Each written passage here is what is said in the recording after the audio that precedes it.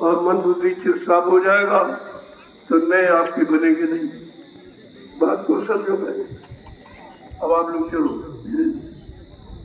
ये 20 दिन का अभियान आपको पूरा करना है। इसके बाद भी साथ में चलो, इसको जल्दी से पूरा करो और कुछ आज एक बार पर आपको मिलना चाहिए, साथ में मिलना चाहिए और सेवा में भी चाहिए।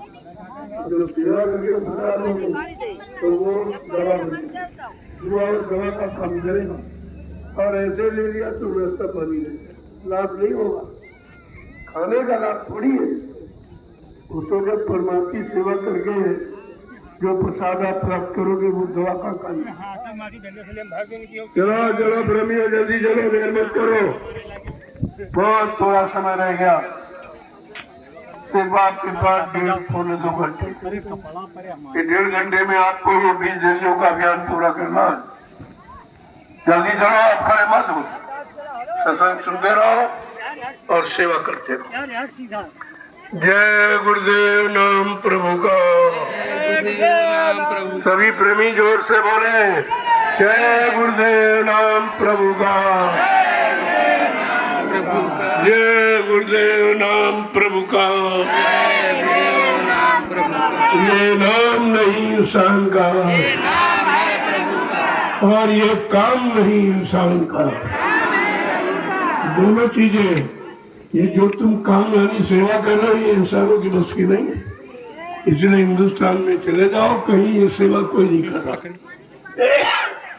न कोई करता न कोई करवाता, क्योंकि ये संत महापुरुषों का विषय है। उनके सिवा इस परमार्थी सम्मान सेवा के बारे में कोई कुछ नहीं जानता। इसका कितना बड़ा लाभ है और आपको वो लाभ मिला। अन्य भूमि पर नहीं, केवल नैमिषारण्य की पावन पवित्र भूमि, यहाँ 88,000 ऋषियों ने तपस्या की है। ये तपोभूमि है। इस तपोभूमि पर जब परमार्थी सेवा करोगे, नाम की कमाई करोगे, तब आपको अध्यात्म का पूरा लाभ मिलेगा। जल्दी से लग जाओ इसको पूरा।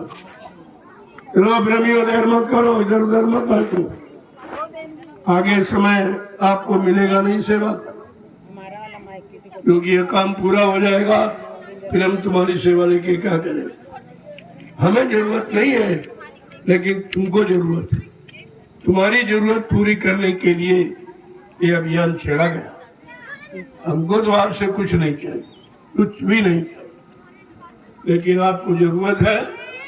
आप अगर लाभ प्राप्त करना चाहते हैं तो एक ही आदेश का पालन करो, परमार्थी सम्मान सेवा, जिसको मैंने 3 भागों में बांटा। सुबह प्रातःकालीन परमार्थी सम्मान सेवा, दोपहर की जो धूप में, बरसात में, गर्मी में एक तो ये तपस्या से मिली हुई सेवा है, और रात्रि की परमार्थी सम्मान सेवा सबसे महत्वपूर्ण है कि रात में सेवा कोई नहीं करता और आप कर रहे हो। ये तुम्हारा दृश्य रात्रि परमार्थी सम्मान सेवा का सारे विश्व में जा रहा। ये मशीनें लगी हैं, ये सीधे प्रसारण कर रही। सारा हिंदुस्तान, तुम नहीं देख रहे हो, तुमको सारा हिंदुस्तान देख रहा है कि आज नैमिषारण्य की पावन पवित्र भूमि पर रात्रि परमार्थी सम्मान सेवा हो रही। लोग तो दिन में सेवा नहीं करते, ये रात में करते हैं।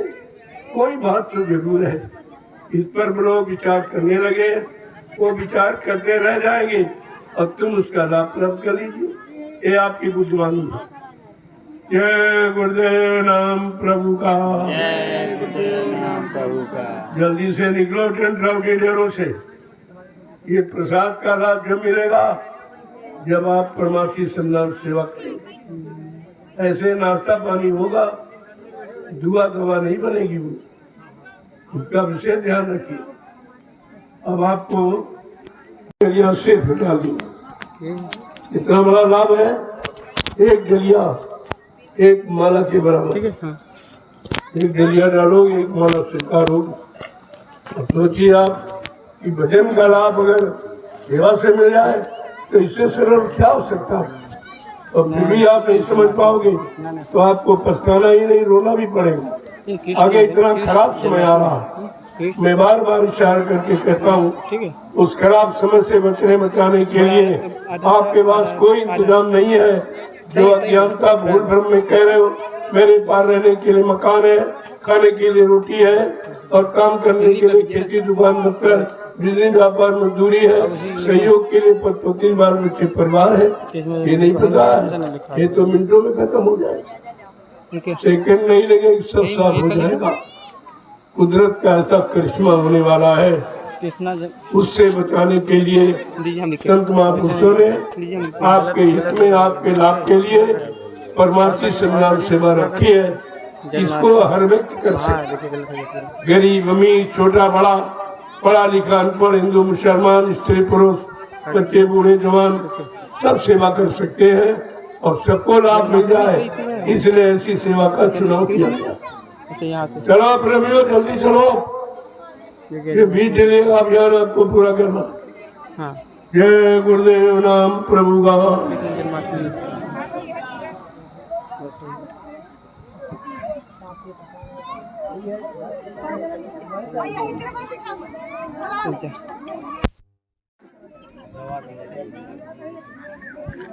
उधर दिखाइए पहले।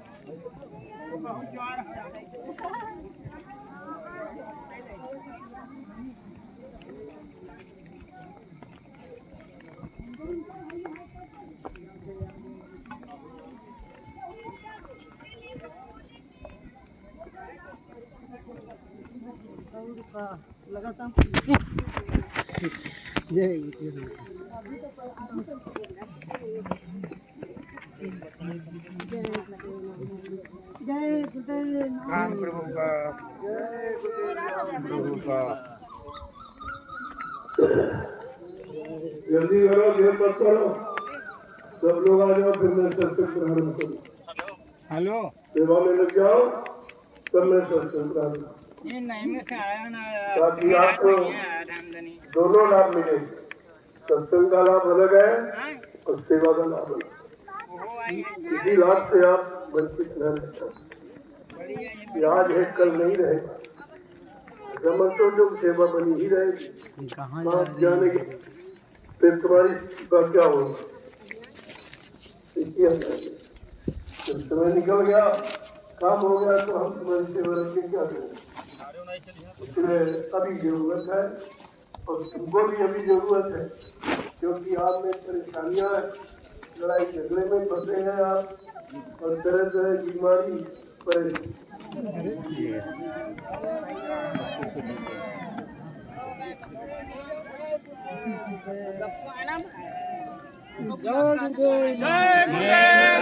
प्रभु का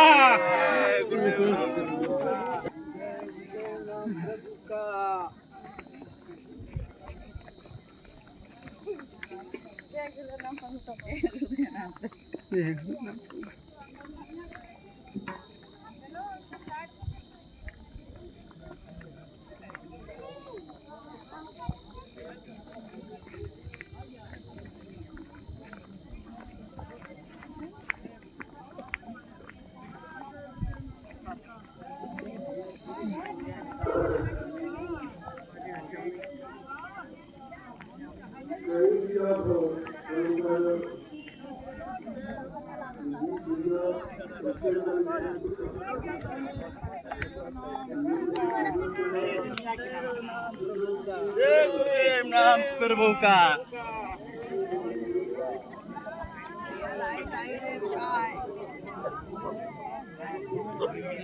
भैया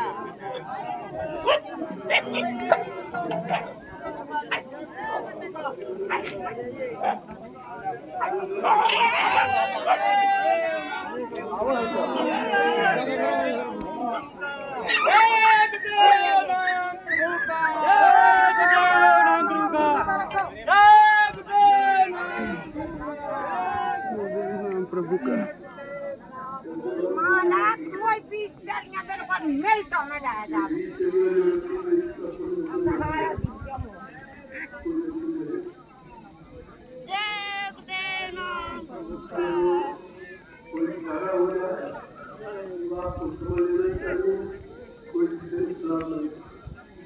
लाइन से चलिए, एक लाइन से।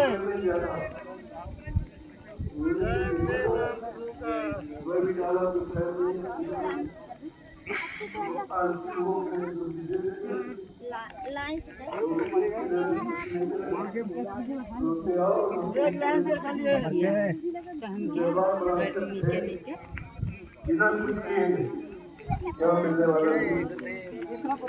जब कर्मी करा के कुछ दिया जाता तो लोग उसको संभालते हैं, हमने मेहनत सिखाया।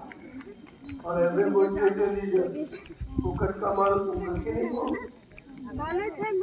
ये आए हो, ये परमात्मा चंद्रान सेवा की जो मुख्य करनी है करके जाओ, ये लाभ लेके जाओ। ये तो ऐसी सेवा है जिसमें आपका कोई स्वार्थ नहीं।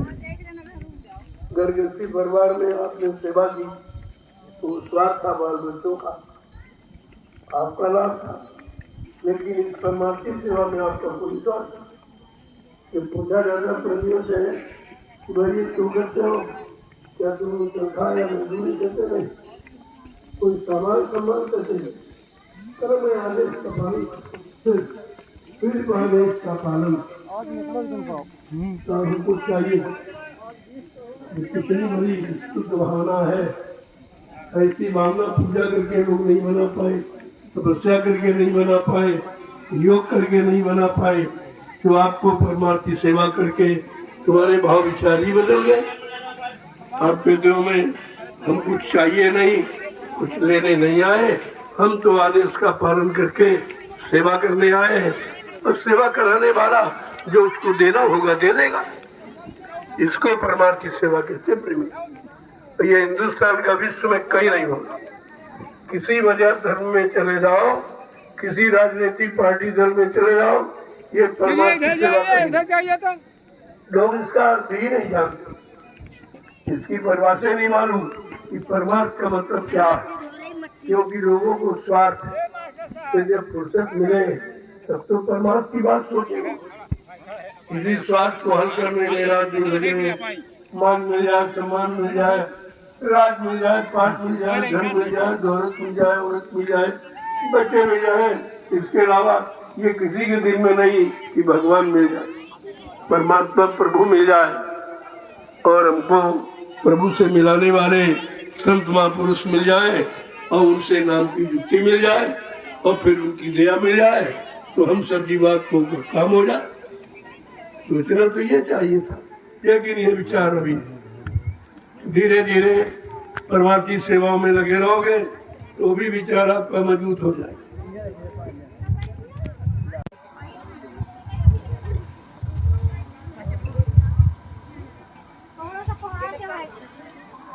आज जन्माष्टमी का पावन पर्व, ये पूरे हिंदुस्तान में, हिंदू समाज में सभी लोग मनाते हैं, सबके लिए, क्योंकि अवतारी शक्तियाँ सबके लिए आती। कोई हिंदू मुसलमान सिखाइयों जातियों के लिए नहीं आती, कोई मजहब धर्म बनाने नहीं आती, कोई जात पात का बंटवारा करने नहीं आती, कोई किसी को गरीब अमीर बनाने नहीं आते। वो तो सबके सर्वभूत हिते रता, जो सारे जीवों के कल्याण में रत है, वो शक्तियों ने ये जितने भी तिथि त्योहार बने ये सब महात्माओं के बनाए। तुम्हारे विद्वानों ने, विज्ञान ने कोई त्योहार आज तक नहीं बनाया, और जो ऋषि मुनि महात्माओं ने बना दिया उसको खत्म भी नहीं कर पाया। दोनों चीजें, कोई बना नहीं पाया, और जो ऋषि मुनि महात्माओं ने बना दिया उसको खत्म नहीं कर पाया। अगर ये न बने होते तो आपको खुश रहने का और खुशहाली मनाने का कोई तुम्हारे पास तारीख ही नहीं थी। रोने के सिवा इस समय तुम्हारे हाथ में कुछ नहीं। ये महात्माओं की देन है जो उन्होंने जीवों को खुश रखने के लिए ये तिथि त्योहार रस्म रिवाज आपके लिए बना दिए, उन्हीं को हम लोग मनाते चले आ रहे हैं। ये जन्माष्टमी, ये 8 और 9 का झगड़ा क्या है? इधर अष्टमी है, उधर नवमी है। ये दोनों अवतारी शक्तियों के साथ जोड़ा गया। जो द्वापर युग का परिवर्तन करने आया उसको अष्टमी, और जो त्रेता का परिवर्तन करने आई शक्ति उसको नवमी से जोड़ा। अष्टमी माने अष्टदल कमर, ये कुछ शक्ति ऊपर से आई, बिल्कुल ऊपर से नहीं, मध्य से कुछ ऊपर। और नौमी वाला तो ये 9 द्वारों से, ये जो 9 इंद्रियां 10 इंद्रियां पे 9 इंद्रियों को का जानकार था वहीं तक सीमित रहा।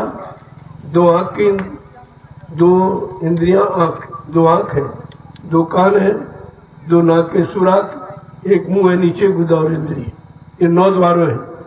बस यहीं तक जो सीमित रहा हो उसको नौमी कहते। 9 में वो 9 के बाहर जा ही नहीं पाया, इसीलिए लिखा है उनके बारे में, बहुतक विपदा राम ने भोगी जब तक चढ़े न तृप्ति पार। राम ने बड़ा दुख तकलीफ 14 वर्ष जंगलों में उठाया, और जब तक वो तकलीफ यानी 10वें में नहीं पहुंचे, 9 तक सीमित रहे तो बेचारे परेशान ही रहे।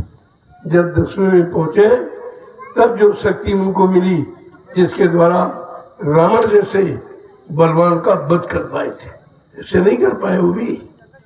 बात को समझिए आप, ये इसीलिए त्योहार बनाए गए कि आप 9 द्वारों से हटकर 10वें द्वार की तरफ चलो। जब वहां पहुंचोगे तुम्हारे अंदर जो रावण बैठा है, काम क्रोध लोभ मोह अहंकार, तुम उस पर विजय प्राप्त करो। बात ये है, इशारा उसका ये है। और चेत में रामनवमी, चेत माने चेतना, चेतो जागो, होश में आओ और 9 के बाहर चलो। बैठो सामने से, 9 के बाहर, 9 के ऊपर 10वें द्वार में पहुंचो तो कुछ तुमको ज्ञान हो जाएगा, अपनी जीवात्मा के बारे में कुछ न कुछ समझ आप में पैदा हो जाएगा। इसलिए इन तिथियों का विशेष महत्व आंतरिक है, अंतर्मुखी है, अष्टमी का और नवमी का। लेकिन एक कभी किसी ने आज तक आपको बताया नहीं, क्यों उनको खुद ही नहीं मालूम बेचारों। वो तो खाना पीना सुना इसी को त्योहार मानते। ये भोजन तो शरीर का, जड़ का, और जीवात्मा चेतन, चेतन का भोजन क्या है? जीवात्मा का भोजन ये रोटी दाल सब्जी दूध घी मलाई नहीं है। शब्द आहारी सुरत, शब्द का आहार करने वाली जीवात्मा। जब शब्द बार की गुरु जो हो गए तो झट देव भेद रखा है। अब शब्द की पारी करने वाला अगर सदगुरु मिल जाए तो आत्मा की खुराक पूरी कर देगा, तब इसको बलवती बना करके घर पहुंचा देगा। ऐसे नहीं जा सकते। इन तिथियों का विशेष महत्व है, लेकिन महत्व किसी ने आपको बताया नहीं। आज तक पहली बार आप सुन रहे होंगे, किसी ने नहीं बताया, कोई जानकारी इसके बारे में नहीं दी। बराबर हम लकीर के फकीर होते चले आ रहे हैं, एक लाइन खींची उसी पर चल रहे हैं, न इधर न उधर, न आगे न पीछे, न ऊपर नीचे, कहीं नहीं जा पा रहे। कोई ज्ञान नहीं, कोई सूझबूझ नहीं, कोई निरख परख पहचान आम में नहीं, तो आप इधर उधर चलेंगे कैसे? और जब तक ये रास्ता काल का नहीं छोड़ेंगे तो दयाल के रास्ते पर चलकर दयाल देश आप जीवात्मा को कभी नहीं पहुंचा सकते। यही आपको करना। आज ये पर्व विशेष जानकारी का, कृष्ण जन्माष्टमी, कृष्ण कष्ट का हनन करने वाला। कृष्ण का मतलब है कष्टों को हनन करे, दुख को दूर करे, परेशानियों को दूर कर दे, झगड़े को दूर कर दे, अधर्म का नाश कर दे, धर्म की स्थापना कर दे, दुष्टों का संहार कर दे, भक्तों की मदद कर दे। वो ये यानी अष्टदश कमल से शक्ति आई थी, उसने ये काम किया था।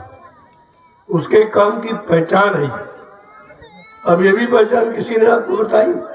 कोई धर्माचार, कोई शंकराचार, कोई लाल पीले कपड़े पहनने वाला, दाढ़ी बाल रखने वाला, किसी ने आपको बताया कि अष्टमी का मतलब क्या है और नवमी का मतलब क्या है, दिवाली का मतलब क्या है, होली का मतलब क्या है, दशहरा का मतलब क्या?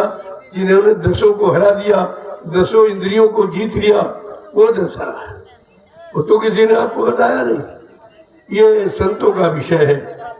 जब संत महात्माओं की शरण में जाओगे तब आपको असली राज रहस्य, असली अर्थ मालूम होगा, तब लाभ आपको प्राप्त होगा। ऐसे मनाते मनाते कितनों का जीवन चला गया, मर के चले गए। मनाना माने खुश करना, यानी मनाया किसको मना रहे हो? जो तुम्हारे हित का काम करता हो, तुम्हारे भले का, तुम्हारी रक्षा संरक्षा संरक्षा हिफाजत करता हो, तुम्हारे पर दया करता हो, उसको मनाओ। वो मान जाएगा, वो खुश हो जाएगा, वो प्रसन्न हो जाएगा, तुम्हारे सब बिगड़े काम बन जाएंगे। मनाने का मतलब यह है, या मनाने का अर्थ ही नहीं बताएगा। काला होली मनाते हैं, दशहरा मनाते हैं, दिवाली मनाते हैं, मनाते मनाते कितने का जीवन चला गया और कितने चले जाएंगे। ये तो लाखों वर्षों से ये हो रहा, लेकिन किसी ने मना नहीं पाया, खुश नहीं कर पाया कि बार बार आपको आना न पड़े, जन्म मरण से छुटकारा मिल जाए, 4,84 लाख नरकों की योनियों से आपको फुर्सत मिल जाए। तो आपने तो किसी को मनाया नहीं, बनाए मैंने खुश किया। अगर मना लेते, खुश कर लेते तो काम आपका हो जाता। और वो खुश किससे होते? कहते गुरु नहीं भूखा तेरे धन का, उन पर धन है नाम रतन का, गुरु तेरा उपकार करावे भूखे प्यासी को दे। वो तुम्हारा रुपया पैसा धन दौलत सोना चांदी लेने नहीं आया, ये उनकी खुश करने का सामान नहीं है। कहा कि प्रेम से प्रकट होए मैं जाना। अगर तुम्हारे पास सच्चा विशुद्ध इंद्रियजित प्रेम है तो वो आप खुश कर सकते हो। कहा प्रेम से तुम्हें जहाँ चाहो वहाँ बुला लो, लेकिन रुपए पैसे धन दौलत सामान से मैं मानने वाला नहीं। ये तो काल का सामान है, इसलिए दयाल कभी काल के सामान को स्वीकार नहीं करता। और आप वही सामान दिखाते रहते हो, सेवा ले लो, पैसे ले लो, धन ले लो, हम कपड़ा ले लो, सामान ले लो। इसके अलावा तुम ये भी नहीं जानते हो ये क्या लेते हैं। आपकी बुराई, बुरे कर्म लेते हैं, पाप कर्म लेते हैं और आपको पुण्य कर्मों का खजाना भेंट करते, दया देते। तुम्हारे पाप कर्मों को लेकर तुम्हें साफ करते हैं, धोते हैं और तुमको सच्चाई अच्छाई देते। ये उनकी दक्षिणा है। कई लोगों ने पूछा कि बाबा जी क्या दक्षिणा लेते? कहते वो दक्षिणा तुम्हारे पाप कर्मों की गंदगी का दक्षिणा लेते हैं कि अपने पाप कर्म ले जाओ और अच्छे काम में लग जाओ। ये उनकी दक्षिणा। और ऐसा कोई करेगा सृष्टि कि पाप तुम करो और बोझा वो ऊपर ले ले? ऐसा तो कोई सृष्टि में है नहीं। और तुम करोड़ों रुपए किसी को दो, ये हमारा एक पाप ले लीजिए, आप खत्म कर दीजिए, वो कहे भाई ये काम मेरे बस का। जो रुपए पैसे धन दौलत से सामान से आपका काम नहीं हो सकता, वो काम अपनी दृष्टि डाल के आपका क्षण मात्र में कर देते। पर आप दया की दृष्टि समझते नहीं। ये देखना दया दृष्टि नहीं है, गौर से देखा। हित का वचन प्रेम से बोले और सबको सबके हितकारी हुए, ये है उनका देखना। वो और को नहीं देखते, ना और कुछ चाहते हैं। तुम्हारे धन दौलत सामान से, तुम्हारी जाति से, तुम्हारे रूप रंग से उनका कोई मतलब नहीं। उनका मतलब है तुम्हारी चेतन जीवात्मा से, कि वो उनकी है, वो अपनी जीवात्मा के लिए आए हैं और तुम्हारे में उनकी जीवात्मा बैठी है, इसलिए तुमसे प्रेम करते और तुम उनके प्रेम को समझते नहीं। वो विशुद्ध प्रेम, गंदगी का नहीं। वो 9 द्वारों का प्रेम नहीं है, तो 10वें के ऊपर का। धीरे धीरे जब सत्संगों में आने लगोगे, सत्संग वचनों को सुनने लगोगे, अपने जीवन में उतारने लगोगे और कार्य में प्रणित करने लगोगे, तो सब लाभ आपको मिलेगा। पढ़ने का, सुनने सुनाने का कोई लाभ नहीं। लाभ तो करने कराने का, कराने वाला मिल जाए, आप उस पर विश्वास करके करने लगो तो लाभ तुम्हारे करीब है। अगर विश्वास नहीं तब भी लाभ नहीं। आज लाभ से वंचित क्यों लोग? 45 करोड़ जीवों को मथुरा में नाम दान दिया था, लेकिन किसी को विश्वास नहीं था। सब गुरु से लोग हो गए, गुरु को भूल गए, उनके वचनों को, वादों को, उनको संकल्प प्रतिज्ञा ये सब भूल गए आप। जब भूल गए तो गुरु बोल गए तो गुरु की दया भूल गए आप। दया से आप वंचित हो गए, दर दर की ठोकरें खा रहे हो, तुम्हारी कोई सुनने वाला नहीं। ये तो एक बार मालिक ने मौका दे दिया, चलो ये कलयुग के कमजोर गंदे भोगी विलासी जीव हैं, चलो एक बार इनको मेरे बच्चों की जानकारी दे दो। तो मैंने 12 वर्ष आपके कानों तक गुरु के अनमोल वचनों को, जो 10 जुलाई 1952 से 2012 आपको सुनाया गया, उन वचनों को जो तुम भूल गए हो, उनको मैंने फिर से याद कराया है 28 मई 2012 से। यानी लगातार 12 वर्ष का समय मैंने आपके लिए दिया, फिर भी आपकी समझ में नहीं आया। तो मैंने कहा जब कोई सुनने वाला नहीं है, मानने वाला नहीं है, विश्वास करने वाला नहीं है, तो ऐसे बच्चों का निरादर हो रहा, लिहाजा ये कार्य बंद कर देना चाहिए। तब मैंने 2 वर्ष के लिए विराम दे दिया, संन्यास ले लिया हूँ कि 2 वर्ष बाहर निकलकर कहीं नहीं जाऊँगा, कोई संदेश प्रसारित नहीं करूँगा। आश्रम में जो आ जाएंगे उनको इशारा करूँगा, उनको संकेत करूँगा, आने वाले समय की जानकारी करूँगा, आने वाले समय की मुसीबतों और दुखों तकलीफों से आपको राहत दिलाने के लिए नाम का यानी प्रचार करके जीवों को खड़ा करूँगा। तो मैंने गुरु पूर्णिमा से नाम की महिमा बढ़ा दी। आप लोग पहले अधूरा नाम लेते, किसी का अधूरा नाम लो तो नाराज हो जाएगा, देखो ये मर्यादित, ये मर्यादित नहीं है, ये सभ्य नहीं, शिष्टाचार इसमें नहीं, तो दया नहीं होती। इसलिए पूरा नाम क्या है? जय गुरुदेव नाम प्रभु का, ये पूरा नाम। पहले आप जय गुरुदेव कहते थे, पीछे से दूसरा पूरा करता था, कहता था प्रभु का, कहता वही था, लेकिन अब वो 2 में बंटवारा हो जाता था। अब ये कहोगे तो तुम्हारे इसमें कोई बंटवारा नहीं, सीधे सीधे कहो जय गुरुदेव नाम प्रभु का, या प्रभु का नाम जय गुरुदेव है। क्योंकि हिंदुस्तान में गुरु की परंपरा आदिकाल से रही, सभी धर्म मजहब को लोग अपने अपने गुरु मुर्शिद कामिल फकीरों को मानते चले आ रहे हैं, आज भी मानते हैं, और सभी लोग अपने को गुरु जी, गुरुवर, गुरुदेव जय गुरुदेव ही कहते हैं। लेकिन हमारा मालिक, हमारा जय गुरुदेव प्रभु है, हम प्रभु को जय गुरुदेव मानते हैं। इसलिए तुम्हारा काम सबसे अलग है, अपने इस अलग काम को बताना है और लोगों को इस तरफ मोड़ना है कि अगर असली लाभ प्राप्त करना चाहते हो तो मालिक के समय का पूरा नाम उच्चारण करो, शिष्टाचार और सम्मान के साथ, जय गुरुदेव नाम प्रभु का, ये आपको कहना। देखो कितना प्यारा नाम, जब कहने लगोगे पहले अधूरा सा लगता, जय गुरुदेव, नया भी जय गुरुदेव, क्या किसको कह रहे हैं जय गुरुदेव? आदमी को कह रहे हैं, इंसान को कह रहे हैं, मूर्त कह रहे हैं कि पत्थर कह रहे हैं, किसको कह रहे हैं? अब स्पष्ट हो गया कि जय गुरुदेव नाम प्रभु का है, प्रभु ही जय गुरुदेव है। वो दोनों चीजें इधर से कहो या उधर से कहो, तब समझ में आएगा प्रभु का नाम है जय। वैसे ही श्लोकों में तो बहुत पहले से सारा है कि गुरु ब्रह्मा, गुरु विष्णु, गुरुदेव महेश्वरा, गुरु साक्षात परब्रह्म परमात्मा, गुरु साक्षात परब्रह्म परमात्मा। वो पत्थर का, कागज कैलेंडर का, तीरथ मुहूर्त का नहीं है, साक्षात गुरु हमेशा देख के किया जाता। और बाकी आपको सुनाया बताया गया, पत्थर को कहते भगवान मान लो, उन्हीं को ब्रह्मा विष्णु मान लिया, कोई रामकृष्ण मान लिया, कोई देवी देवता मान लिया, है वो पत्थर, लेकिन चेतन नहीं है।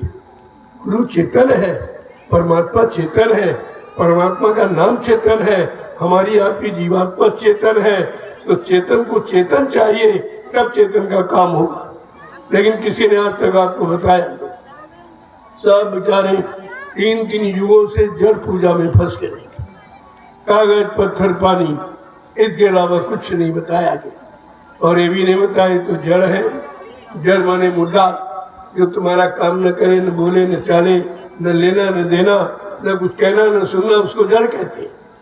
अब तुम ऐसे की पूजा करोगे, न बोलता है, न चालता है, न कुछ लेता है, न कुछ देता है, न खाता है, न पीता है, न कोई आशीर्वाद देता, न श्राप देता, तो फिर उसकी पूजा करने का मतलब क्या निकला?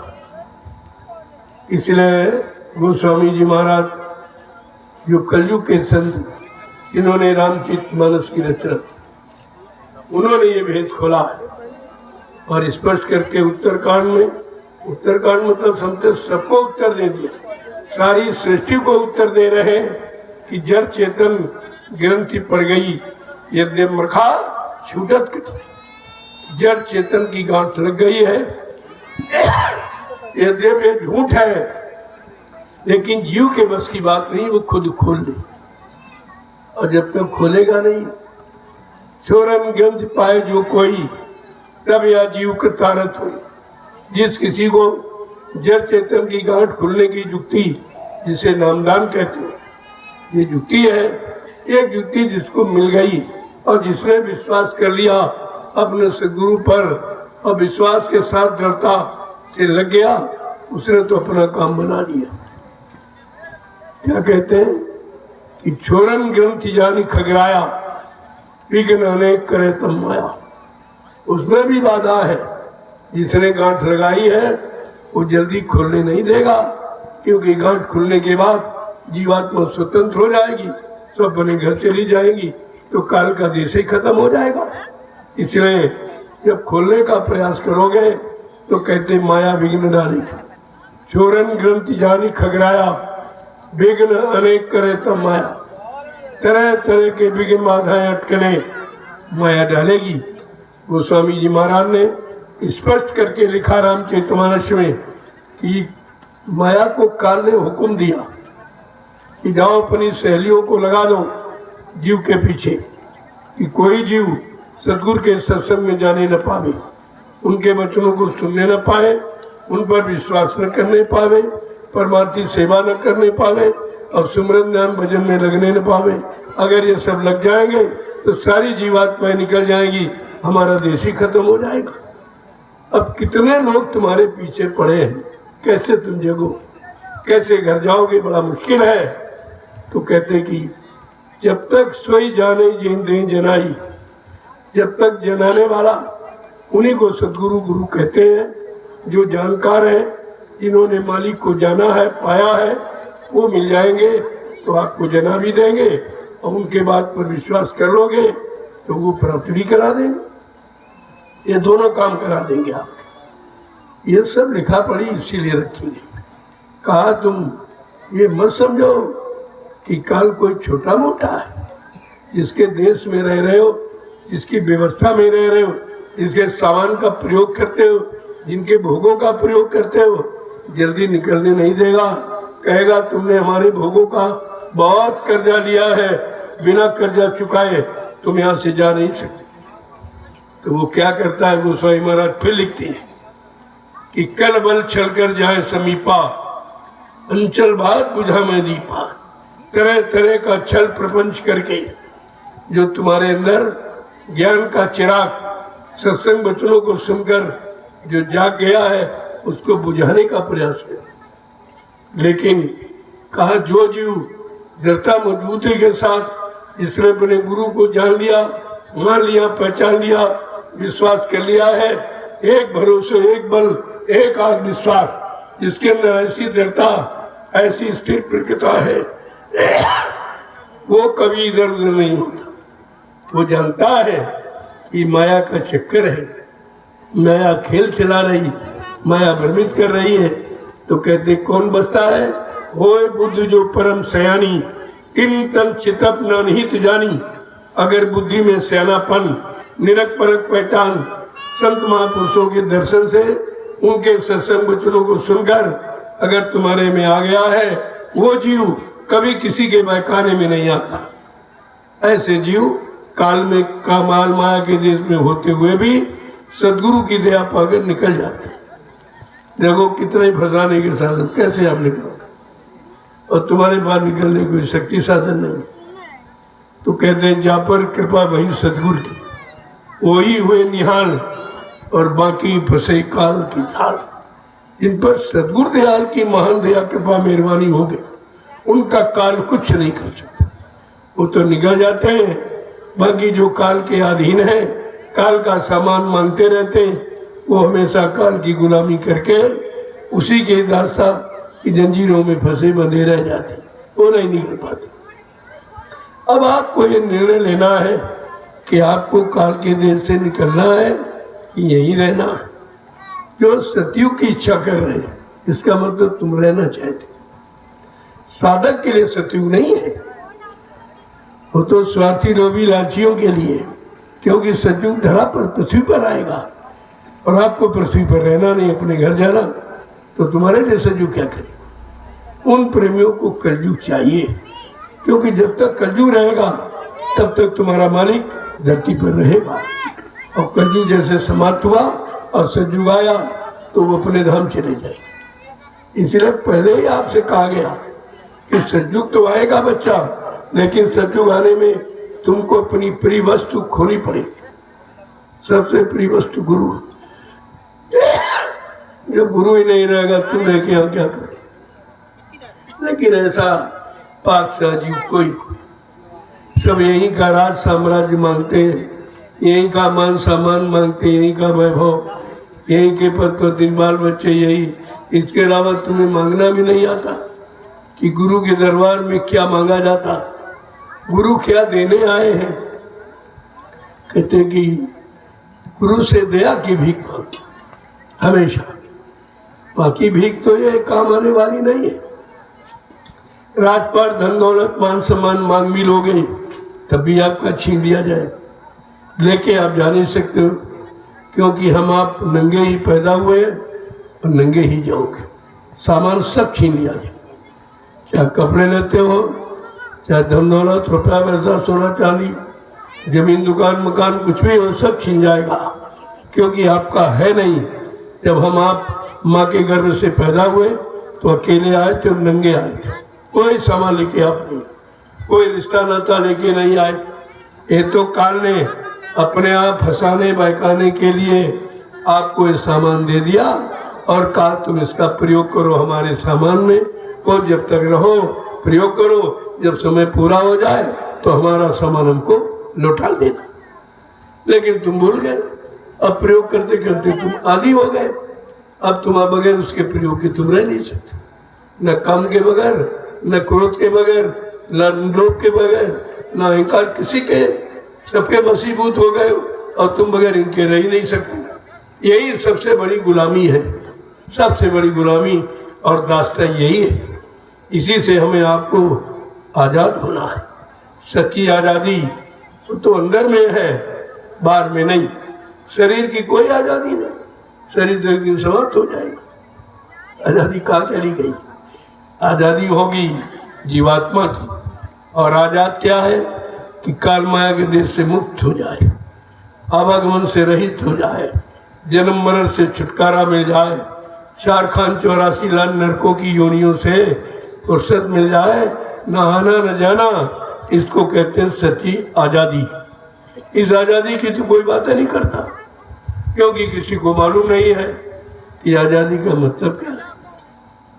जब संतों के परमार्थी वचन सत्संगों में आके सुनेंगे आप, उनकी बताई आदेशित सेवा जब आप करेंगे, हो सकता कुछ न कुछ लाभ आपको मिले, अन्यथा ये लाभ कहीं नहीं, कहीं नहीं। जब ऋषि मुनियों को नहीं मिला, जो हजारों वर्ष तपस्या करते रहे, खाली चले, योगियों को नहीं मिला, योग साधना करते रहे, अवतारी शक्तियों को नहीं मिला, करोड़ों को मार काट डाला, उनको भी नहीं मिला, ज्ञानी विज्ञानी को नहीं मिला, क्योंकि मिलाने वाला तो कलयुग में आया है, जिनको संत सद्गुरु कहते हैं, वो मिलाने वाले हैं। वो तुम्हारी जीवात्मा को जगा के परमात्मा से मिलाएंगे, तुमको तुम्हारे घर पहुंचाएंगे। ये काम उनका है, किसी शक्ति का ये काम नहीं है जो आप कर दे। लेकिन हमें आपको ये जानकारी दी नहीं, अब दी जा रही तो तुम्हारी समझ में नहीं आ रही, क्योंकि तुम्हारे कान हमेशा वही सुनते रहे हैं जो काल की चर्चा थी। तुम्हारी आंखें वही दृश्य देखती रही जो काल ने मार काट हिंसा किया। इसके अलावा न तुमने कुछ सुना है, न तुमने कुछ देखा है, न तुमने कुछ विचार किया। तो फिर जब देखा सुना विचार किया नहीं तो जानोगे कहाँ से? तब संत महापुरुषों ने कहा, करिए नित्य सत्संग, बाधा सकल मिटाए, फिर ऐसा अवसर न मिले दुर्लभ नर्तन पाए। हर रोज प्रतिरोज सत्संग करो, सुनो सुनाओ, पढ़ो पढ़ाओ नहीं, करो। जब करोगे तो करने का लाभ, करने का अनुभव होता है। कहते नहीं कि करनी ज्ञान की जननी, करनी तो ज्ञान है, करने को ज्ञान कहते। जो करोगे, चाहे अच्छा करो तभी नहीं बोलोगे, और बुरा करोगे तभी नहीं बोलोगे। किया वह कर्म भूला नहीं जाता, बाकी तो आप सब भूल जाओगे। लेकिन जो तुम्हारे साथ कोई बुरा कर देगा वो कभी नहीं बोलोगे, या तुमने किसी के साथ बुरा किया तो तुम नहीं बोलोगे। ये बुरे कर्म, ये पाप, ये भुलाया नहीं जाता है। यही तो जीव की सबसे बड़ी कमजोरी है।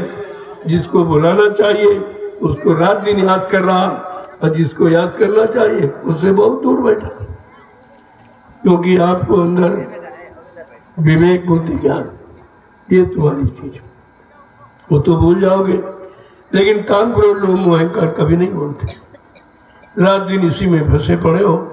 यही करते करते कितने जीवन निकल गए, कितनों के तुम माँ बाप बने, कोई तुम्हारे माँ बाप बना। ये तो सिलसिला बहुत पुराना है। लेकिन अब आपको विवेक से काम लेना चाहिए। बुद्धि में विवेक पैदा करो, सूझबूझ निरख परख पहचान पैदा करो। ये पहचान केवल संतों के सत्संग से हो सकती है, और इसका कोई उपाय नहीं। हाँ, अगर सत्संगों में पहुंच गए और वचनों को सुन लिया और धीरे धीरे अपने जीवन में एक एक वचन को उतारना शुरू किया, तो एक न एक दिन आप उन वचनों को जान जाओगे और हर मुसीबत आपत्ति पाप से बच जाओगे। और बचने बचाने कोई दवा नहीं है, वो संतों के वचन हैं जो आपको हर मुसीबत आपत्ति दुख तकलीफ और काम क्रोध लोभ मोह अहंकार सबसे बचा देंगे।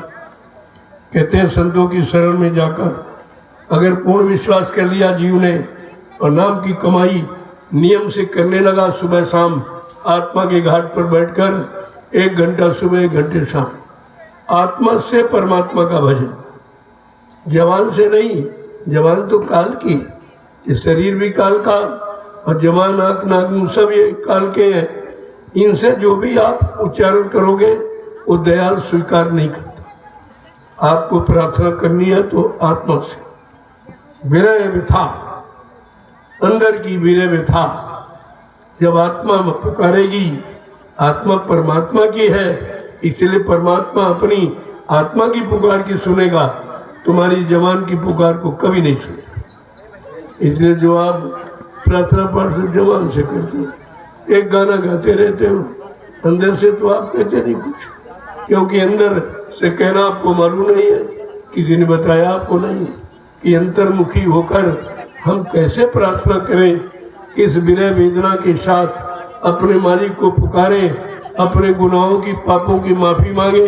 ये तो हम कभी करते ही नहीं है। काली जबान से चिल्लाते रहते हो, उसका कोई लाभ नहीं, कोई सुनाई उसकी नहीं। इसलिए वचनों को याद करो, एक एक वचन को बड़ी सावधानी के साथ पकड़ के रखो, कोई वचन छूटने नहीं। आपको कितना सुनाया, इतने तो पाप आपने किए ही नहीं है जितना सत्संग आपको मिला। 10 जुलाई 1952 से 2012, ये तो मथुरा में आपको सुनाया गया। 60 बरस, तो इतने कहाँ पाप तुमने किए?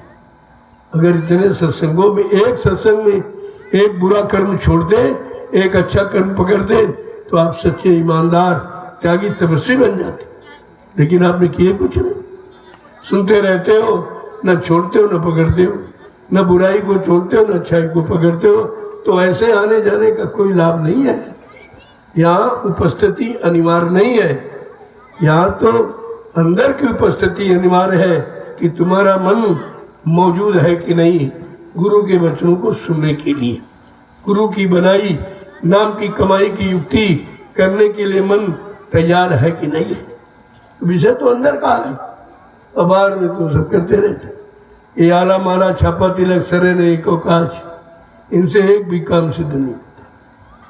ये तो एक तरीका है याद करने का। इसलिए महापुरुषों ने कहा जल देखे शुच उपजे। शुच माने पवित्रता। जैसे पानी कहीं देगा फर्ज करे भाई नहा लो, चलो कपड़े साफ कर लो, तुरंत तुम्हारे अंदर पवित्रता आ जाती है जल देखने से। जल देखे शुच उपजे और नारी से काम, और शस्त्र से अहिंसा होत है और माला से राम। ये आधार है।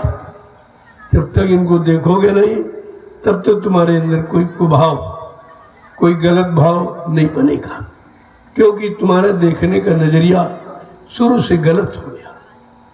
पहले बच्चा केवल माँ को देखता है, शुद्ध रहता, नंगा है लेकिन शुद्ध रहता, कोई काम क्रोध लोग नहीं आता उनमें, सिर्फ अपनी माँ को देखता है। और जैसे जैसे उसका संपर्क परिवार में, समाज के लोगों से, समाज के भोगों से जैसे जैसे उसको जानकारी कराई गई, धीरे धीरे वही माँ अपने बच्चे से भी शर्माने लगती। पैदा नंगा किया लेकिन बड़ा होने पर नंगा देख नहीं सकती। तो कहते अरे नहीं भाई बड़ा हो गया। बड़ा क्या मतलब, ये हमारे अलावा और सबको जान गया। अब इसकी जानकारी सांसारिक हो गई। पहले केवल माँ तक सीमित थी, तो नंगा माँ की गोदी में नंगा रहता था। माँ नंगा अपनी छाती पर बच्चे को लिटाती थी, दूध पिलाती थी, किसी में कुछ नहीं था। लेकिन जैसे जैसे ये बड़ा होने का मतलब, इसका संबंध विस्तार हो गया। परिवार के लोगों को, समाज के लोगों को, देश के लोगों को, अच्छे बुरे लोगों को, पाप कर्म करने वाले, भोग करने वाले, सबको देखा तो इसके विचार बदल गए। अब माँ भी शर्माने लगी। इस बच्चे को नंगा पैदा किया, अब नंगे रहने में शर्म करती है कि हमारे अलावा और भी बहुत चीजें जान गया, लिहाजा अब इस पर पर्दे डालने की जरूरत है। तब एक कपड़े का पर्दा डाल दिया। नंगे तो सभी, कपड़ा पहनकर क्या नंगापन चला गया? अरे कपड़े के अंदर नंगे हो आप, ये तो जा ही नहीं सकता, क्योंकि हम सब लोग नंगे पैदा ही हुए थे, वो कैसे खत्म हो जाएगा। लेकिन ये पर्दा क्यों पड़ा? गंदगी पर हमेशा पर्दा डाला जाता, गंदगी की तरफ जीव न जाने पावे। गंदगी तुम्हें बीमारी दे देगी, कमजोरी देगी, तरह तरह की परेशानी देगी, इसलिए पर्दा डाल दिया। अब पर्दा भी पड़ा, फिर भी गंदगी में फंसा। गंदगी भूल ही नहीं पा रहा, उसका संबंध गंदगी से ही है। वो गंदे स्थान से पैदा हुआ और उसी गंदगी तरफ बराबर दौड़ता रहता जीवन भर, कभी नहीं हट पाता। जब तक संतों के परमार्थी वचन, रहस्यमयी गूढ़ वचन आप नहीं सुनेंगे और जीवन में नहीं उतारोगे, तब तक से गंदगी से अलग होना बड़ा मुश्किल है। बड़े ऋषि मुनि नहीं बच पाए, श्रृंगी ऋषि, पारा ऋषि, वो भी काम से नहीं बच पाए। तो ये कलयुग का, हम सब कलयुग के गंदे, कमजोर, भोगी, विलासी जीव कैसे बच पाएंगे? हमको तो किसी की बचाने के लिए दया चाहिए। दया मिल जाएगी, काम हो जाएगा। दया का उल्टा याद है। जब उनको याद करोगे, उनके वचनों को याद करोगे, उनके आदेश को याद करोगे, तो दया मिलती रहेगी।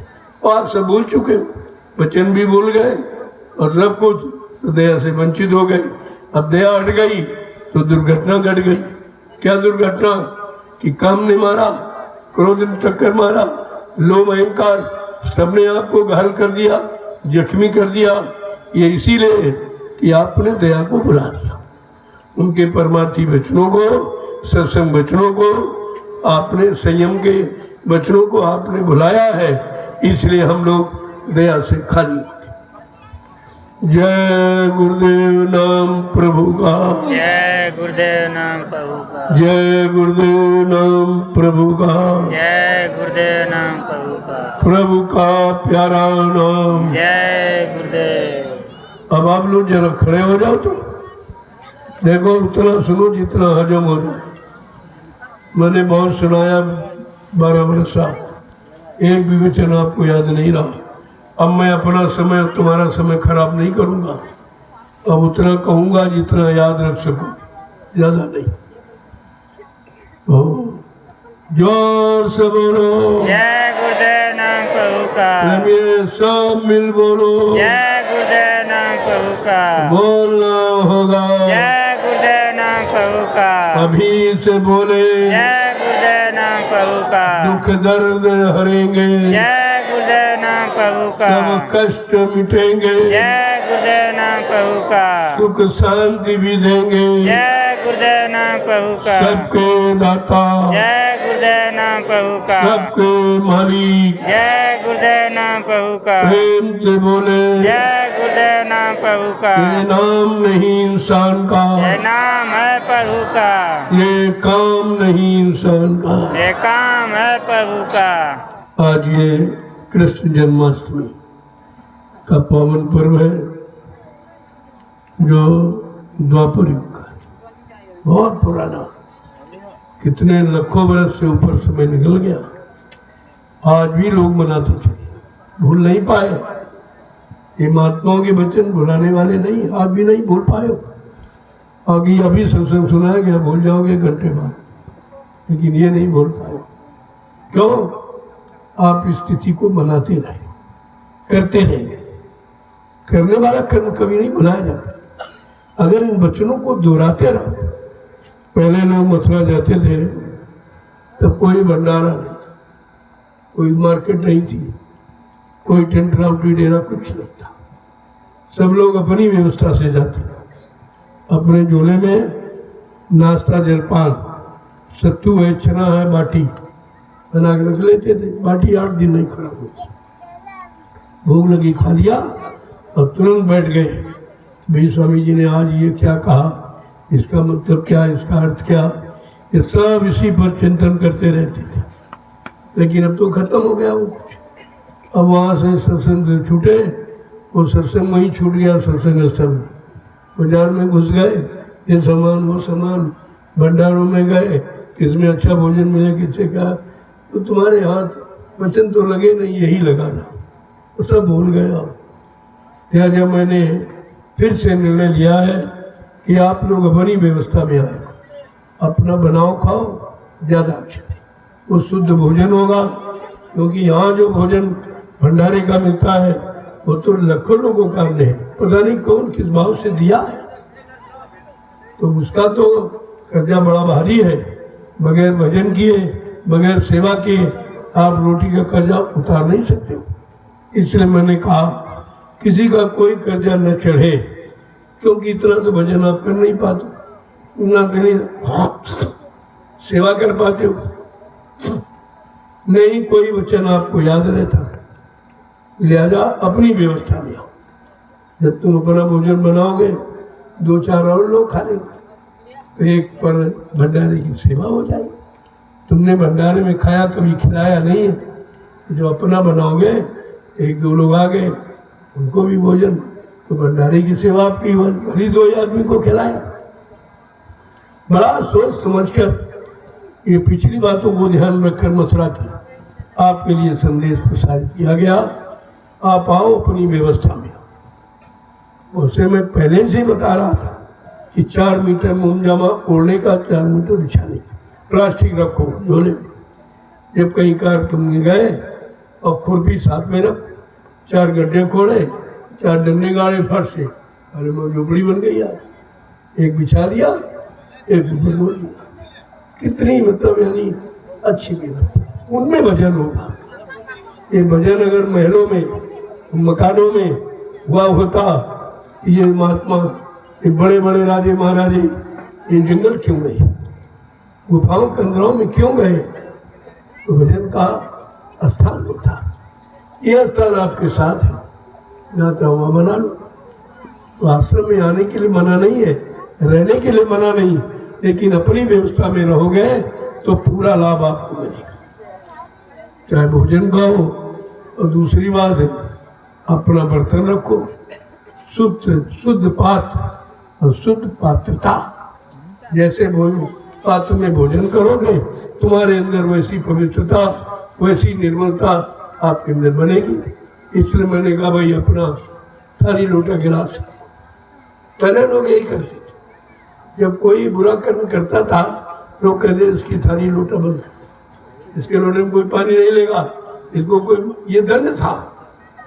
तो आप अगर शुद्ध भोजन करना चाहते हो, भजन करना चाहते हो, तो शुद्ध पात्र का चुनाव करो कि अपने थाली लोटा गिलास अपने झोले में जब चाह तब प्रयोग करिए अपना, कोई दिक्कत नहीं होती। ऐसे तो लाखों रुपए आप प्लास्टिक के बर्तनों में यहाँ खराब करो, अगर ये सेवा दे दो तो 1-2 बीघे 4 बीघे जमीन आपकी हो जाए, इतना बड़ा लाभ है इसका। वो तो आपने प्लास्टिक बर्तन खाया और फेंक दिया, क्या मतलब निकला? इतने भंडारे आते हैं, अगर जोड़ लो तो कई लाख रुपए का बर्तन बर्बाद हो जाता। तो आप जो समझते नहीं किसी बात को, तो दोहराने का मतलब मैं धीरे धीरे बंद कर देता हूँ कि आपको कहना सुनना मानना नहीं है तो कहने का कोई लाभ नहीं। और मैंने कहा कि एक खुरपी, जो खुरपी एक औजार है, इसका कोई लाइसेंस नहीं है, कोई पकड़ नहीं। चाहे फल खाना चाहो काट लो, सब्जी बनाना चाहो काट लो, गड्ढे खोदो और 4 डंडे गाड़ो और मुंजावाता लो, मकान बन गया। सुबह दिशा मैदान के लिए जाओ, पूछ लो भाई किधर पुरुषों का किधर महिलाओं का, तो दूर चले गए, गड्ढा खोद दिया और रोज उसी गड्ढे में जाओ, दिशा मैदान हुए और पैर से मिट्टी खिसका दी, तो जब तक यहाँ से जाओगे वो गड्ढा अपने आप भर जाएगा। कोई प्रदूषण नहीं है, कोई गंदगी नहीं, कोई बीमारी नहीं, और सबसे बड़ा लाभ है कि आपका आश्रम, आपकी जमीन है, इसकी उर्वरक शक्ति बढ़ जाएगी। ये सबसे बड़ा सफाई अभियान है। आगे सारा हिंदुस्तान तुम्हारे सफाई अभियान को याद करेगा। ये किसी के दिमाग में ही नहीं है, न राजा न प्रजा न ज्ञानी दानी, किसी के दिमाग में बात नहीं है कि भाई गंदगी का परहेज होता। और ये सब इतने बड़े बुद्धिमान है कि गंदगी घर में रखते। एक ईंट का फर्क है, इधर किचन है इधर लैट्रिन है। ये कौन सी भाई बुद्धिमानी है? कौन सी बुद्धिमानी तुम्हारी है? पहला का आदमी पढ़ा लिखा नहीं था, भोजन घर में करता था, लैट्रिन करने खेत में जाता था। अब पढ़ा लिखा इतना होशियार है कि होटलों में भोजन करता, लैट्रिन घर में करता। यह बुद्धिमानी हो गई। इसी का परिणाम है कि बीमारियां बढ़ती चली जा रही, और बीमारियों की रोकथाम है गंदगी से अलग होना। ये गंदगी, गंदा खान पान, गंदे कर्म ही बीमारी को पैदा करते हैं। ये कोई संदेश नहीं दे रहा, ये केवल नैमिषारण्य की पावन पवित्र भूमि पर संपूर्ण जनमानस को दिया जा रहा। जय गुरुदेव, जय गुरुदेव। आदेश को मानोगे सुखी रहोगे, नहीं मानोगे तो परेशान हो जाओगे। समझाना मेरा काम, समझना करना कराना आपका काम। करोगे तो लाभ मिलेगा, नहीं करोगे तो आगे परेशानियां और आ रही। तब तक महात्मा चुप हो जाएंगे, फिर वो कुछ नहीं कहेंगे। जब कहने का समय है तो कहा जा रहा, सुनाने का समय सुनाया बताया जा रहा, और तुम्हारा करने का समय तो कर लो तो लाभ मिल जाए आपको, और नहीं करोगे तो तुम जानो, तुम्हारा काम जानो। उनका जो काम वो कर रहे हैं, तुम्हारा काम तुम कर लो, तो दोनों का काम हो जाए। सुनाने वाला भी खुश हो जाए और आप मानने वाले भी खुश हो जाए। जय गुरुदेव नाम प्रभु का, जय गुरुदेव नाम प्रभु का। इस जन्माष्टमी के पावन कार्यक्रम को याद, ये संदेश अपने अपने मोबाइल में भर लो। जो प्रेमी नहीं आ पाए उनको सुनाना। ये संदेश कहीं मिलेगा नहीं, आप ये बाजारों में किताबों में नहीं लिखा छपा। ये तो अनुभव में है, जो समाज को देखा जा रहा, जो उनकी कुरीतियों को देखा जा रहा, उनके पाखंड को देखा जा रहा, उनके गंदे खान पान गंदे कर्मों को देखा जा रहा, जिसके कारण बुराइयां, परेशानियां, दुख तकलीफ, बीमारियां, लड़ाई झगड़े, दैवी प्रकोप, दुर्घटनाएं, अकाल मौतें बढ़ती चली जा रही। उनके बारे में आपको जानकारी दी। जय गुरुदेव नाम प्रभु का, जय गुरुदेव नाम प्रभु का। अब आप लोग जल्दी से 20 डलिए का अभियान पूरा, जिनका हो गया आके प्रसाद ले लें। देखो गिनती नहीं बोलना, ये गिनती बड़ी महत्वपूर्ण है। इतना तो हर व्यक्ति को करना ही चाहिए। चाहे तुम कोई भी सेवा करते हो, लेकिन ये परमार्थी सन्मान सेवा अनिवार्य है। इसीलिए मैं विशेष करके बाद में कुछ डलियों का आपके सामने जिक्र करता हूँ। कम से कम इतनी तो डाल ही लो, इतने से आपको लाभ मिल जाएगा। कुछ न कुछ तो आपको सहयोगी बनना ही चाहिए। अच्छे काम में, अच्छी सेवाओं में कुछ न कुछ सहयोग प्रेमियों का होना चाहिए। आगे समय तो खराब है, तमाम लोग चले गए, तमाम चले जाएंगे। देखते रहिए, भीड़ रहेगी नहीं। मैंने पहले भी आपसे कहा था, मुट्ठी भर लोग बचेंगे, वो बचेंगे मुट्ठी भर। तमाम स्वार्थी लोभी लाची, कोई इधर कोई उधर कोई उधर, आज भी भग रहे हैं। अभी इनका भगना बंद नहीं हुआ, ये तो भगड़े हैं तो भागेंगे। इनका न काम कभी हुआ न कभी होगा। ऐसे भागते रहे तो काम कैसे होगा? आपको काम करने के लिए स्थिर प्रज्ञ होना पड़ेगा, यानी रुकना पड़ेगा, ठहरना पड़ेगा, और ठहर करके विश्वास करके करना पड़ेगा, तब कहीं कुछ। कितने आए कितने चले गए, वो कितने भी चले जाएंगे, देखते रहिए आप। लेकिन संदेश अपनी जगह पर नहीं, हमारे में कोई परिवर्तन आप नहीं पाओगे। न पहले न आज न आगे। मैं जो पहले था वही हूँ, आज भी वही हूँ। हमारे में कोई स्वार्थ, कोई लोभ लालच, यानी कोई सम्मान की भावना न कभी आप नहीं पाई न पाएंगे। हमको आपसे कुछ नहीं चाहिए। नोटी बात, दुनिया के लोगों को तुमसे तुम्हारा धन, तुम्हारा सामान, मान सम्मान चाहिए, और हमको तुम्हारी जरूरत है।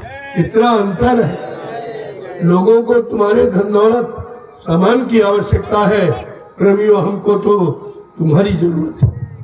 क्योंकि परिवर्तन ये रुपए में से, धन दौलत से नहीं। परिवर्तन सच्चे ईमानदार, त्यागी, तपस्वी, चरित्रवान, शाकाहारी, सदाचारी ब्रह्मचारियों के द्वारा भारत धार्मिक धरा का परिवर्तन हुआ है और होगा। इसे कोई कमाई का लाभ रोक नहीं सकता, ये रोक कोई नहीं पाएगा। लेकिन तब तक तुम नहीं रुक पाओगे, तुम्हारा रुकना बड़ा मुश्किल होगा। तुम्हारे पीछे काल हाथ धो के पड़ा है, वो तमाम अपनी शक्तियों को लगा देता। तमाम लोग बहकाने वाले मिल जाएंगे, और तुम समझते हो सत्संगी है, वो सत्संग को जानता ही नहीं। वो काल के जीव, काल ने अपने जीवों को लगाया तुम्हारे पीछे। ये सद्गुरु के वचनों को सुनने न पावे, सद्गुरु के यहाँ ठहरने न पावे, दया को लेने न पावे, वचनों को सुनने न मानने न पावे, विश्वास न करने पाए, कोई सेवा न करने पाए और भजन न करने पाए, नहीं ये सब जीव निकल जाएंगे, हमारा देश खाली हो जाएगा। बड़ी चिंता है काल को। काल को जितनी ज्यादा चिंता जीवों को फंसाने की है, दयाल को हजारों गुना ज्यादा चिंता जीवों को निकालने की है।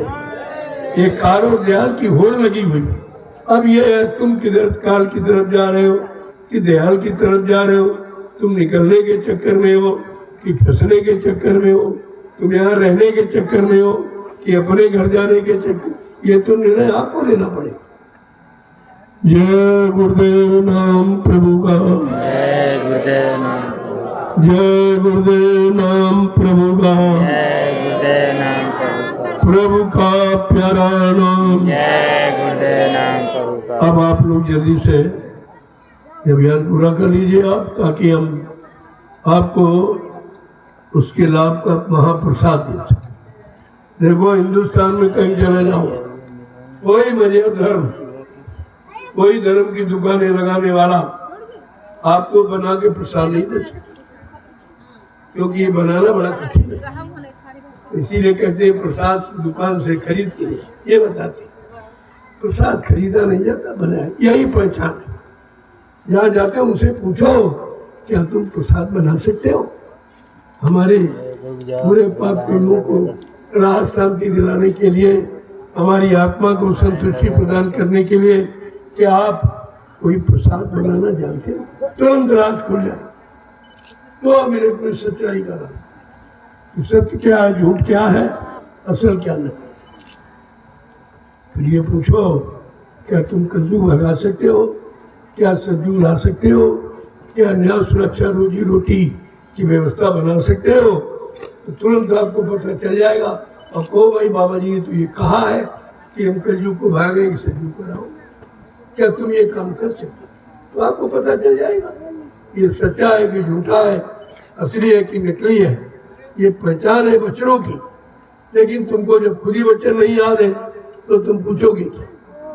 पहले वचनों को सुन लो, समझ लो, फिर बाद में पूछो तो 2 मिनट में सच्चाई का राज खुल जाएगा।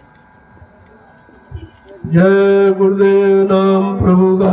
जय गुरुदेव नाम प्रभु का। आगे आपसे ये कहा गया था कि आगे ऐसा समय आएगा, तमाम लोग कहेंगे हम सन 65 के नामदानी, 70 के नामदानी, 72।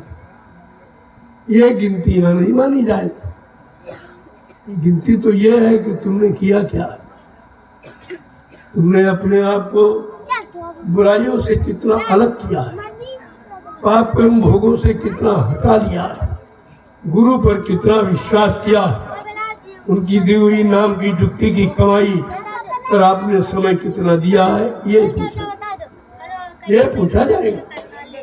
तो उसमें तो आप जीरो निकलोगे, कुछ नहीं किया।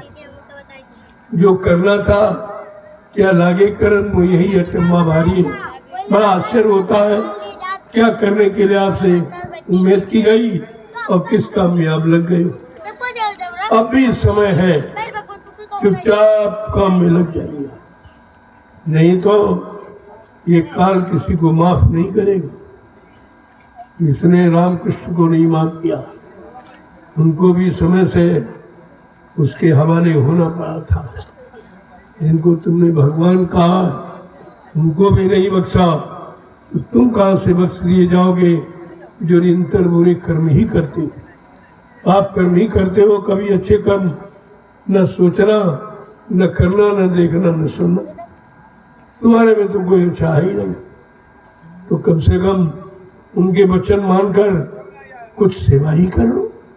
अगर उसी से भला हो जाए तो इससे सरल कोई, सबसे सरल उपाय है ये परमार्थी सन्यास। इससे सरल कोई उपाय, एक भी पैसा आपका खर्च नहीं होना, इसमें कुछ खर्चा नहीं है। तो काम कितना बड़ा, क्योंकि ये परमार्थी सेवा जो आज तक आपने की, परिवार बाल बच्चों के लिए, खेती है, दुकान है, दफ्तर है, बिजली, व्यापार, मजदूरी हो तो बाल बच्चों के लिए किया, अपने लिए कहाँ किया।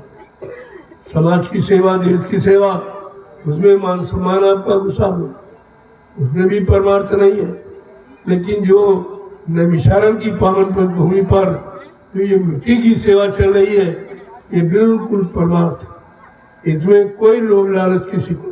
किसी से पूछो क्या तुम्हें तनख्वाह मिलेगी मिट्टी ढो रहे, कहेगा नहीं भाई, इसकी क्या जरूरत है, कल किसी लिए करते हो, कहते हम तो आदेश का पालन। ये है परमार्थ।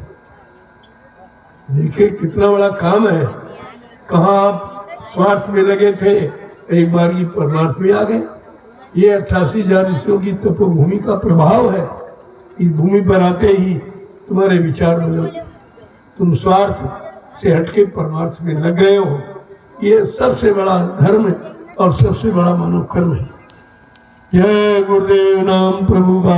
जय गुरुदेव नाम प्रभु। अब जिन लोगों ने 20 डलिये के आदेश को पूरा कर लिया हो तो धीरे धीरे लाइन लगाकर देखो, मर्यादा से जो चीज मिलती है वो टिकाऊ। मर्यादा का हमेशा देना। एक लाइन पुरुषों की, एक महिलाओं की, प्रसाद सबको मिलेगा। और ये प्रसाद रोज कहीं नहीं मिलता, मथुरा में भी रोज नहीं मिलता था। आप वहाँ के भुक्तभोगी हो, लेकिन आज जरूरत है इसलिए दिया जा रहा है। आज आवश्यकता है क्योंकि आप भ्रमित हो चुके हो, गुरु को भूल चुके हो, गुरु के वचनों को भूल चुके हो, उनकी दया से हटकर बहुत दूर जा चुके हो। इसलिए प्रसाद की आवश्यकता है, उसी आवश्यकता को पूरा किया जाए। मैं देश के समस्त धार्मिक लोगों से, गुरु प्रेमियों, गुरु परिवार के लोगों से तो किसी वजह धर्म को हमको इससे हमारा कोई सरोकार नहीं है। हम सबको अपना ही मानते हैं, अपने गुरु परिवार का मानते हैं।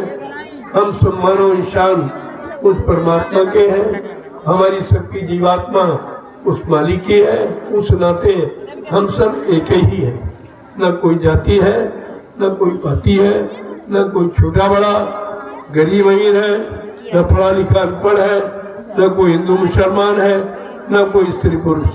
ये भेद केवल बाहर में है, अंदर में कोई भेदभाव नहीं। बात को समझो, पहले समझ में आ जाएगा आपको।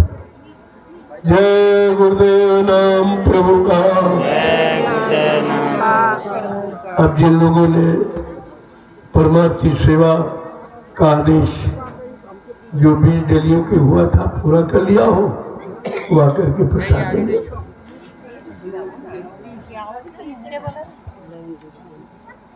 आप लोग 2 लाइन लगा लीजिए, महिलाएं 2 लाइन लगी।